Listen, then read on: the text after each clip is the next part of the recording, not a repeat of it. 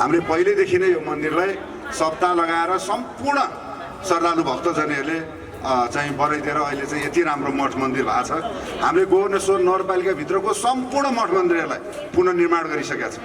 अझ 2 वर्षभित्र बाँकी भएका मठ मन्दिरहरूलाई पनि पुनर्निर्माण गर्छौँ। र विशेष गरेर आज गोकर्णेश्वर महादेव मन्दिर र उत्तर वाहिनीलाई धार्मिक क्षेत्र बनाउने भनेर हामीले अधिकार सम्पन्न मार्फत एडिबीलाई प्रस्ताव राखेको थियौँ गोकर्णेश्वर नगरपालिकाले। अहिले यो बजेट परेर अन्तिम अवस्थामा पुगिसकेको छ।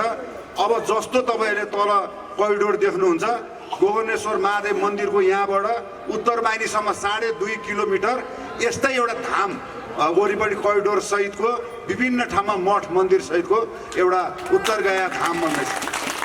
र अहिले तपाईँले अलि अगाडि पुलभन्दा माथि देख्नुहुन्छ होला एउटा भवन बन्दै गरे। त्यो 40 करोडको योजना हो। हामी आइसकेपछि सुरु गरे हो। त्यो शिलान्यास मैले नै गर्ने मौका पाएको छु। त्यो विभिन्न ढलहरू मिसिएको आएकोलाई चाहिँ त्यहाँ प्रशोधन भएर अहिले तपाईँकै अगाडि त्यहाँ डोजर चलिरहेको मुनिबाट यो मन्दिर कटिसकेपछि प्रशोधन भएको पानी चाहिँ जान्छ र बाँकी रहेको ठाउँमा चाहिँ शुद्ध पानी बग्छ र गोकर्णेश्वर महादेवलाई हामी चढाउनको लागि चाहिँ अब मलाई लाग्छ 8 महिनाभित्र हामी यसलाई सम्पन्न गरौँ। अब यसरी मठ मन्दिरलाई चाहिँ गोकर्णेश्वर नगरपालिकालाई एउटा पर्यटकीय धार्मिक क्षेत्र बनाउँदैछ।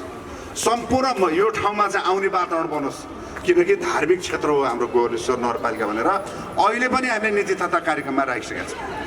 अब आयो आरतीको कुरा। यो आरतीमा अहिले 8 वर्षको वार्षिक कार्यक्रम मनाउँदैछ। अब धेरै 120 भन्दा नगरवासीहरूले विदेश बस्नेले शुद्ध गरिसक्नु भएको छ कर्ता बसेर। यो चाहिँ एकचोटि सकिन्छ भने सम्पूर्ण परिवारले गोकर्णेश्वर नगरपालिकाले एकचोटि गर्नुपर्छ। यो एउटा धार्मिक ठाउँ हो।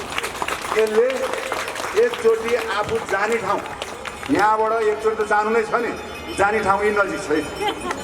यो नजिक ठाउँबाट जाँदा यहाँ आरती गरे छ कि छैन भनेर सोध्ने ठाउँ माथि चित्रगुप्तले फाइलमा हेर्नुहुन्छ। त्यो बेलामा आरती कसले गरे, कसले चाहिँ सुन्न आए, त्यहाँ को थिए, त्यो बेला सरर फाइल पल्टाउँदा स्वर्ग जाने बाटो ठ्याक्कै पत्ता लगाइदिनुहुन्छ। त्यस कारण सकिन्छ आरतीमै कर्ता बन्नु, सकिन्न एकचोटि चाहिँ यहाँ आएर आरतीमा सहभागी त्यो बराबर है। फेरि कर्ता भएर र सुनेर यहाँ आरतीमा बस्नु भएको छ, यहाँ भजन सुन्नुभयो भने पनि बराबर। यो मैले भने होइन, यो शास्त्रमै भएको कुरा हो। त्यस कारण जसले धर्म कर्म गर्छ फेरि एउटा मन शान्ति पनि हुन्छ। आज धर्मद्वार गुरुको परिवारले गर्नुभएको छ, मन आनन्द भएको छ, शान्त भएको छ।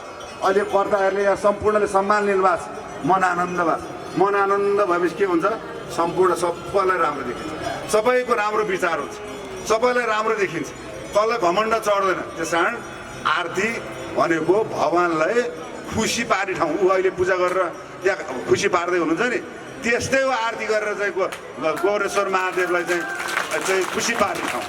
त्यस कारण हामी दिनरात किन नगरपालिकाले अहिले प्रगति गर्दैछ, नाम राख्दैछ देशभरि भन्दा हामी धार्मिक क्षेत्रमा गोकर्णेश्वर महादेवदेखि सम्पूर्ण मठ मन्दिरलाई हामी बनाउँदैछौँ। त्यस कारण गोकर्णेश्वर नगरपालिका स्वास्थ्य क्षेत्र होस्, शिक्षा क्षेत्र होस्, कृषि क्षेत्र होस्, वातावरण सम्बन्धी होस्, सम्पूर्णमा अगाडि गोकर्णेश्वर नगरपालिका बढेको कारण हामीले सेवा गरे हो भन्दै आज सम्पूर्ण उपस्थित श्रद्धालु भक्तजनहरूलाई मेरो नमस्कार, सम्पूर्णलाई धन्यवाद मेरो भनाइ टुङ्छु। सम्पूर्णलाई नमस्कार।